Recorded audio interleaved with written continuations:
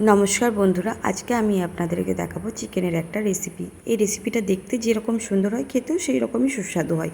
আমি প্রথমে 750 গ্রাম এখানে চিকেন নিয়েছি। চিকেনটা ভালোভাবে ধুয়ে পরিষ্কার করে নিয়েছি। 6টা পেঁয়াজ সরু সরু করে কেটে নিয়েছি। আদা, রসুন, লঙ্কা এবং লেবু, এলাচ, লবঙ্গ, দারচিনি, গোলমরিচ ও একটা গোটা টমেটো কেটে নিয়ে নিয়েছি।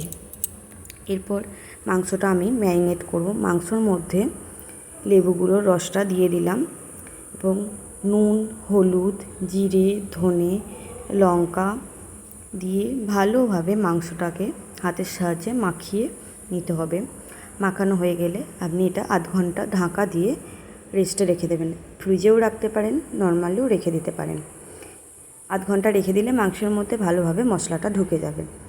এরপর অন্যদিকে কড়াইয়ে তেল গরম করেছি।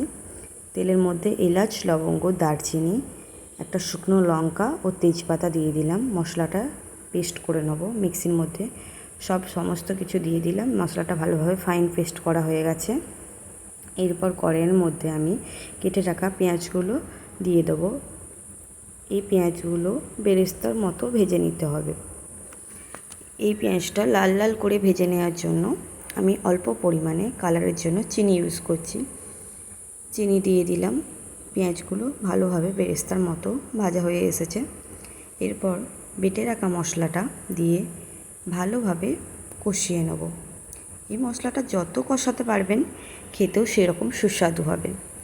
মশলাটা ভালোভাবে কষাতে হবে। শুধু মাঝে মাঝে নেড়ে দিচ্ছি যাতে না ধরে যায়। ভালোভাবে মশলাটা কষানো হয়ে এসেছে। মশলাতে তেল বেরিয়ে এসেছে। এরপর নুন, হলুদ, জিরে, ধনে এবং গুঁড়ো লঙ্কা দিয়ে আবারও 5 মিনিট মশলাটা কষিয়ে নেব। মশলাটা কষানো হয়ে এলে, মশলা থেকে তেল বেরিয়ে এলে ম্যারিনেট করে রাখা মাংসটা ভালোভাবে দিয়ে নেড়ে চেড়ে আবারও 10 থেকে 15 মিনিট রান্না করে নিতে হবে। যত কষাবে যত মাংসটা টেস্ট বেশি হবে। এই যে মাংসটা দেয়া হয়ে গেছে। মাংসটা আবারও ভালোভাবে কষিয়ে নিতে হবে। এরপর ঢাকা দিয়ে দেবো মাংসটা। ঢাকা দিয়ে দিলাম।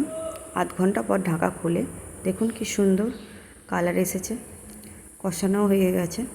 এই মাংসের মধ্যে কোনো জল থাকবে না, আর জল দেবো না। জল দিলে টেস্টটা নষ্ট হয়ে যাবে। মাংসটাও যেই পরিমাণ জলটা আছে সেটাও কষানোর মধ্যে বের হয়ে যাবে। আর কোনো জল এক্সট্রা অ্যাড করব না। এই মাংসটা আপনি রুটি, ভাত, পরোটা, পোলাও যে কোনো কিছুর সাথেই সার্ভ করতে পারেন। দেখুন কি সুন্দরভাবে আমাদের মাংস হয়ে আসছে। এটা 50% কষানো হয়ে গেছে। আর কিছুক্ষণের মধ্যেই মাংসটা কমপ্লিট হয়ে আসবে। খুব সুন্দরভাবে তেল বেরিয়ে এসেছে। আমাদের মাংসটা কি সুন্দরভাবে হয়ে আসছে। আবারও 5 মিনিট ঢাকা দিয়ে দেবো। ঢাকা খুলে গরম মশলা অ্যাড করে দিলাম, দিয়ে নাড়িয়ে নিলাম। খুব সুন্দরভাবে মাংসর কালারও চলে এসেছে। মাংসটাও কমপ্লিট হয়ে গেছে। এরপর আপনি এটা ভাত, রুটি যে কোনো কিছুর সাথে পরিবেশন করতে পারেন। আমাদের মাংস ফাইনালি কমপ্লিট হয়ে গেছে। মাংসটা আমি একটা অন্য পাত্রের মধ্যে সার্ভ করে নেব। আবারও আপনাদের সাথে দেখা হবে অন্য ভিডিওর মাধ্যমে। বাই।